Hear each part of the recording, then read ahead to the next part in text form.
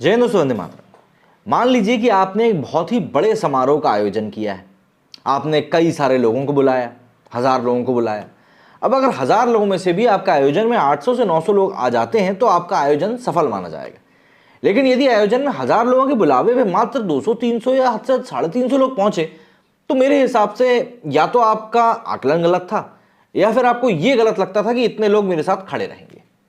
अब ये शादी पार्टी की बात हम लोग नहीं कर रहे हैं। इस वीडियो में हम लोग बात करने वाले हैं भारत जोड़ो यात्रा की सफलता के बारे में। भारत जोड़ो यात्रा खत्म हुई। 140 के करीब दिनों चली इस यात्रा में राहुल गांधी ने कई सारे लोगों से दोस्ती करी। अलग अलग मोर्चों पर मोदी जी के खिलाफ जो बयानबाजियां चल रही हैं या फिर जो मुद्दे उठाने की कोशिश है उनको भी समझा। ऑल इन ऑल पूरे भारत की इन्होंने बढ़िया सी यात्रा करी और मतलब कश्मीर पहुंचकर उसका आखिरी में अंत किया गया। लेकिन जब कई सारे दलों के नेताओं को बुलाया गया और उसके बाद कई सारे दल यहां नहीं पहुंचे तो एक तरह से जो विपक्ष की बात होती है कि नहीं भैया मोदी बनाम विपक्ष रहेगा, विपक्ष में हर कोई रहेगा, वो कहीं ना कहीं फेल होता हुआ दिख रहा है। देखिए, विपक्षी दलों में अखिलेश यादव आते हैं, ममता बनर्जी आती हैं, अरविंद केजरीवाल आते हैं, नीतीश कुमार आते हैं, कई सारे नेता आते हैं। तो ऐसे में उन सभी का अगर भारत जोड़ो यात्रा में उपस्थिति दर्ज कराने का फैसला होता तो कहीं ना कहीं वो एक इशारा होता कि भाई हमारा समर्थन राहुल के साथ है। लेकिन वो चीज़ नहीं हुई है और वही चीज़ इस समय कांग्रेस के लिए चिंताजनक भी। कन्याकुमारी से शुरू हुई राहुल गांधी की भारत जोड़ो यात्रा कश्मीर पहुंचकर खत्म हो चुकी। यात्रा का समापन समारोह 30 जनवरी 2023 को श्रीनगर में आयोजित हुआ। इस समारोह में शामिल होने के लिए 23 सियासी पार्टियों को न्योता भेजा गया था, लेकिन सिर्फ 8 दलों के नेता ही कार्यक्रम में शामिल हुए। 2024 के आम चुनाव से पहले भाजपा को घेरने के लिए विपक्षी दलों को एक करने की कोशिश में जुटी कांग्रेस को निराशा हाथ लगी। रिपोर्ट्स के मुताबिक श्रीनगर में आयोजित भारत जोड़ो यात्रा के समापन समारोह में शामिल होने के लिए कांग्रेस अध्यक्ष मल्लिकार्जुन खड़गे ने 23 राजनीतिक दलों के प्रमुखों को आमंत्रित किया था। लेकिन समारोह में सिर्फ 8 दलों के प्रमुखों ने ही हिस्सा लिया, जबकि कांग्रेस को उम्मीद थी कि भारत जोड़ो यात्रा के समापन समारोह में आमंत्रित राजनीतिक दल कम से कम अपना प्रतिनिधित्व जरूर भेजेंगे।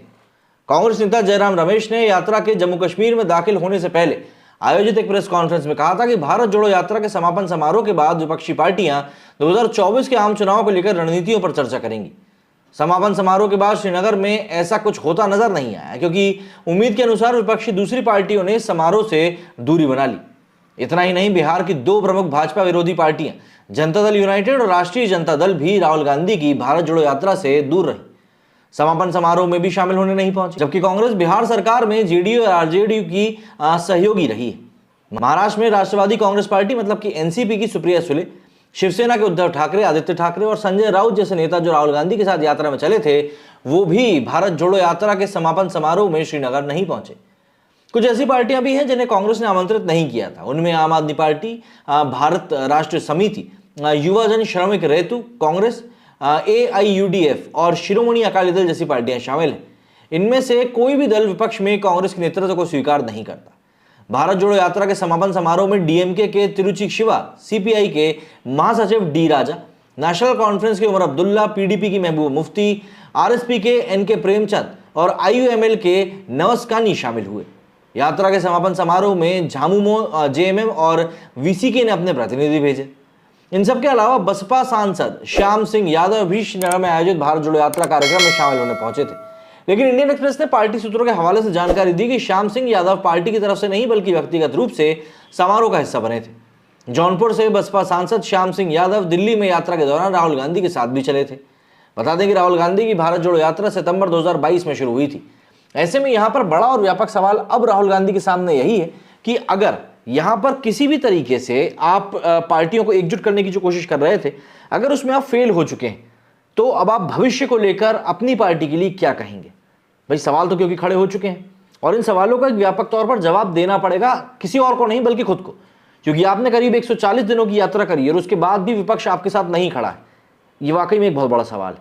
मेरे स्टूडियो फिलहाल इतना ही। जय हिंद, जय भारत।